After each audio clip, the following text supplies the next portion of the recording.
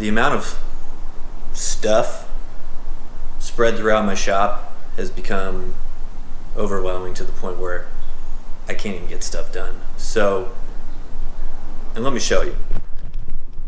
Junk here, junk here. This one was full, I just cleared it off. So here's my plan. I've had this Dana 30 to build for my dad's TJ for a while now, and half the parts are here and half the parts are in my shop, my front garage, and I need to get this cleared off so I can use it. So I'm about to slap together this Dana 30. I already got ball joints pressed in, and then I'm going to clean all this up, and then I'll be back working on the Wagoneer just like that.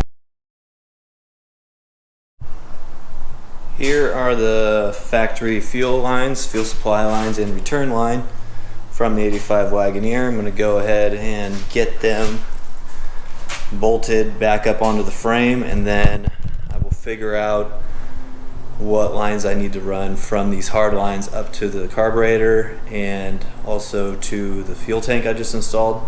Also, I'm going to need to install a carburetor because there ain't one on the engine yet.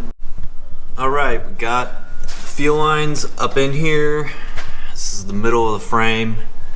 They run down towards the front and then along the frame back here. This originally had a little 90 that came out because the fuel tank sat originally here. So I cut it and reflared it. And so I will run a rubber line from here through here to the pump here and the return line as well. I ordered some connectors for that. They'll be here tomorrow. So today I think I'm going to throw this carburetor on and then maybe start pulling some wiring in, getting some wiring done.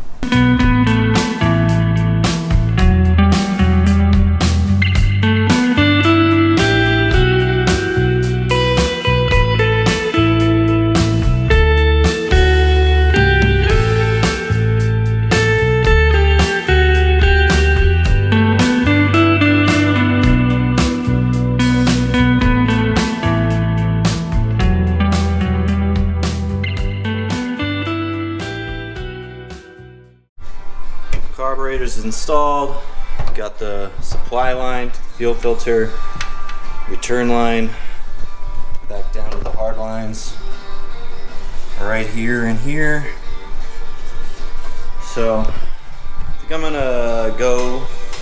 So the engine I pulled out of this, it still has all the wiring on it. It's got a bunch of stuff I need to pull off the intake manifold, the vacuum and whatnot. I'm gonna go pull all that stuff off, bring it in here, figure out what I need, what I'm going to use for this one, get it installed, and then I'll check in with you guys. It's pretty boring. I don't really think there's any need to time lapse it or even show you. I think I'm just going to tell you when it's done and show you when it's done. So here's the engine I took out of the 73. It ran, it was fine, but come on, we're not going to put this in a new build. Look how dirty this thing is.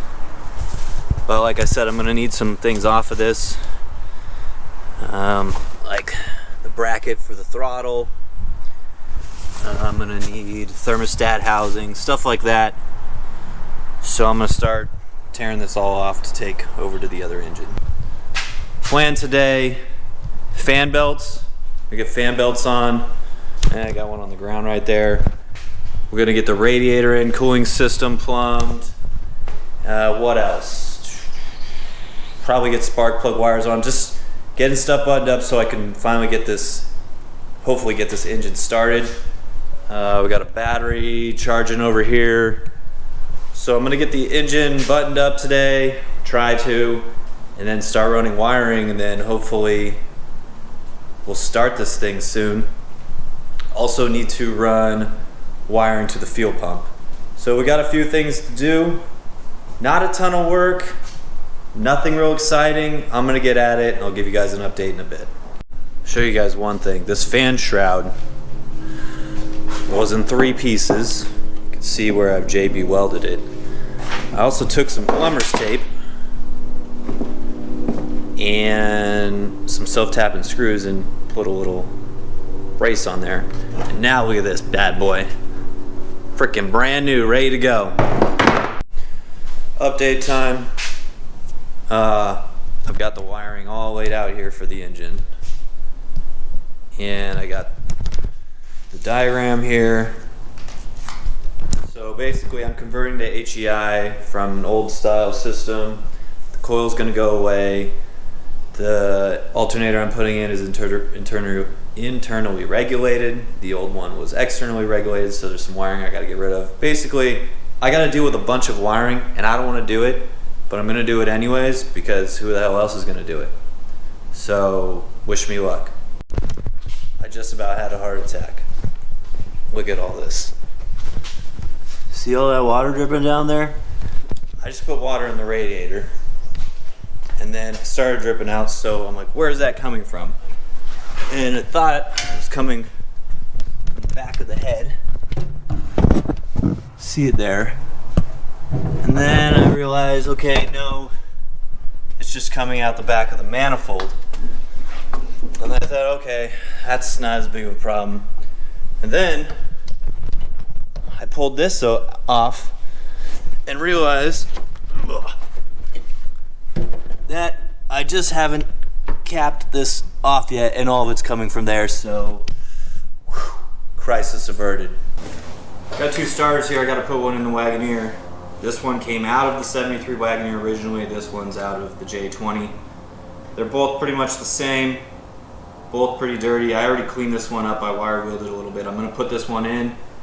I know this one worked. When I pulled it out, it worked perfectly fine. It's an older part, but it was probably made with better parts when it was made than if I went to the parts store and got one today. Half the time I get a part from the parts store today, especially electrical stuff, starter, alternator. Sometimes they're bad right out of the box, and sometimes they just go bad pretty quickly. So I'll take the old one that I know works over a new shiny part. It's what's inside that counts anyways. Alright, at this point I've got all of the wiring necessary to get this thing started done, I think. Everything from the fuel pump's wired. It's all temporary, ignition's wired, but it's enough to get the engine started. And I also got the cooling system all buttoned up, got that little leak fixed, plugged that, poured on the intake manifold, and so now we're about to see if this bad boy will fire up.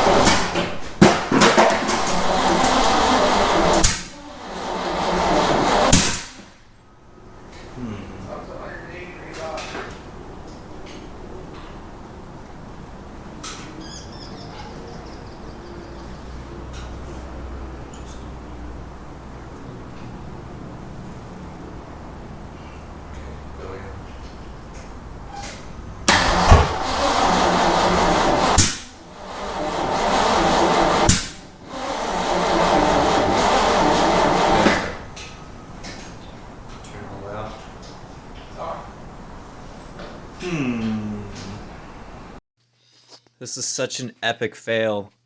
I guess I bumped the video into time-lapse when we went to start it.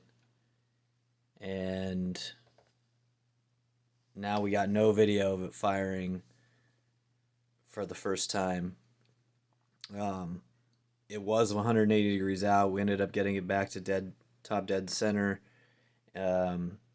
Checking where the rotor was, and then moving some spark plug wires, and then my dad turned it over again, and it immediately fired, and I'm just so bummed.